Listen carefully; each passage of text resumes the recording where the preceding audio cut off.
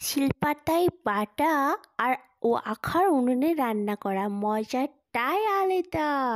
জমে তো আজ রান্না করবো আখায়, আর চুলোতে রান্না করা মজাটাই আলাদা। আর শিলপাতায় বাটা মশলা দিয়ে রান্না করে খাবো, তার মজাটাই আলাদা একদম।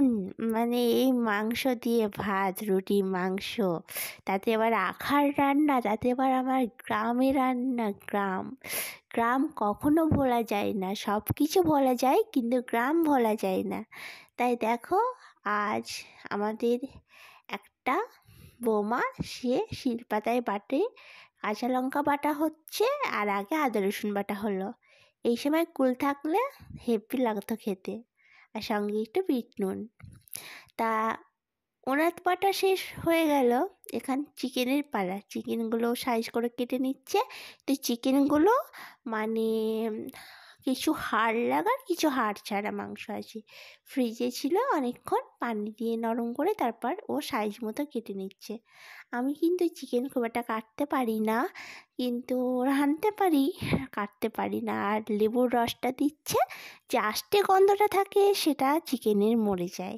আর লেবুটা দেওয়াও ভালো, চিকেনে কোনো জীবাণু থাকলে সেটাও নষ্ট হয়ে যায়। আর ব্রয়লার মুরগি তো একটু ভালো করে সিদ্ধ করবে, এটা হচ্ছে আজকের টিপস। আর যেটা হচ্ছে, সঙ্গে সঙ্গে বাজার থেকে কেটে এনে রান্না করবে না, কয়েক ঘন্টা ফ্রিজে রাখবে। এটা কিছুদিন আগে এটা গবেষণা করে দেখা গেছে যে এই কিছুক্ষণ পর ফ্রিজে রাখলে যে একটা কি জীবাণু থাকে সেটা কিন্তু অনেকটা নষ্ট হয়ে যায়। তাই কড়াই বসে দিয়ে আমাদের বৌমাটা এখন রান্না ফ্রাই হয়ে গেছে অলমোস্ট। চিকেনগুলো হালকা ফ্রাই করে নিয়েছি, একদম হালকা স্যালো ফ্রাই। আর এখন আবারও একটু ফ্রাই করতে দিয়েছি, কারণ তো একবারে হবে না।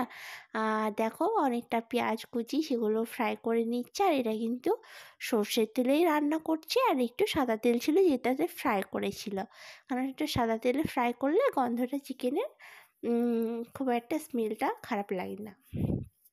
তা ও এখন পেঁয়াজ নাড়ছে, আর আমি কিন্তু পাশে গপ্প মারছি, কারণ এই আখাতে বসে কি মজা, যে গ্রামে বাস করেছে সেই বুঝবে, তাই তো? কে কে আখায় পছন্দ করো রান্না করতে বলো তো? আখায় তুমি যেটাই রান্না করবে না, সেটার টেস্ট মানে 10 গুণ বেড়ে যাবে সেটার টেস্ট। তুমি মাইক্রোওভেনে রান্না করো, হ্যাঁ, গ্যাস ওভেনের থেকে মাইক্রোওভেন আরও খারাপ। তাই আমি একটা বলবো, মাইক্রোওভেনও রান্না করার চেষ্টা খুব কম করবে। কারণ আমাদের একটা আন্টি বলতে পারো, মাইক্রোওভেনে রান্না খেয়ে খেয়ে কিন্তু, আমি জানি না তার এটার কারণে হয়েছে কি না, কারণ অনেকটা সে অসুস্থ। তাই প্লিজ যত পারো চেষ্টা করো উনুনে রান্না করার। কিন্তু হ্যাঁ, উনুন সবসময় রান্না করে খাওয়া যায় না ব্যস্ততার মাঝে, সেই জন্য গ্যাস ঠিকই আছে, কিন্তু উনুনে খাওয়াটা বেশি ভালো। আর সে বাটা মশলা, কাঁচা লঙ্কা বাটা সবটাই দিয়ে দিয়েছে, আর সে এখন ভালো করে মশলাগুলো কষছে। আর কষতে থাকছে, আর আমি কিন্তু পাশে বসে আছি। হয়তো আমার নাইটি দেখতে পাচ্ছ তোমরা, আমি পাশে বসে আছি, আমি গপ্প মারছি আমার জায়ের সঙ্গে। আর ওর মশলাটা কষাটা কিন্তু অলমোস্ট হয়ে গেছে। আমার মনে হয় এই পর্যায়েও চিকেনগুলো দিয়ে দেবে। আর এই চিকেনটা ওর হাতে এত ভালো লাগে, একদম ঝাল ঝাল। আর সত্যি আমি তো মানে ভেবে নিয়েছি এটা পোলাওয়ের সঙ্গে খাবো, নাহলে নান রুটির সঙ্গে, কারণ একদম লেট প্যাটে একটা চিকেন হবে। আর তার টেস্টটা যে কত সুন্দর হয়, এই পর্যায়ে কিন্তু সে গুঁড়ো মশলাগুলো সব দিয়ে দিয়েছে, লঙ্কার গুঁড়ো, ধনে গুঁড়ো, জিরে গুঁড়ো, হলুদ গুঁড়ো, যেগুলো সব তোমরা দাও। আর ও একটু জিরের গুঁড়োটা বেশি দেয়, কারণ চিকেনে কিন্তু জিরের গুঁড়োটা একটু বেশি ভালো লাগে। তোমরা চেষ্টা করবে, অনেকেই কিন্তু দেখবে শেষে গরম মশলা দিয়ে নামায়। আর আমাদের এই পাগলি বৌমাটা কিন্তু জিরের গুঁড়োটা দিয়ে রান্নাটা নামিয়ে নেয়, কারণ জিরের গুঁড়োর ফ্লেভারটা চিকেনে বেশি ভালো লাগে। তোমরা ট্রাই করে দেখবে, শেষে জিরের গুঁড়ো দেবে, একটু হালকা ফুটবে, আর তারপরে নামিয়ে নেবে, দেখবে এত টেস্টি লাগবে।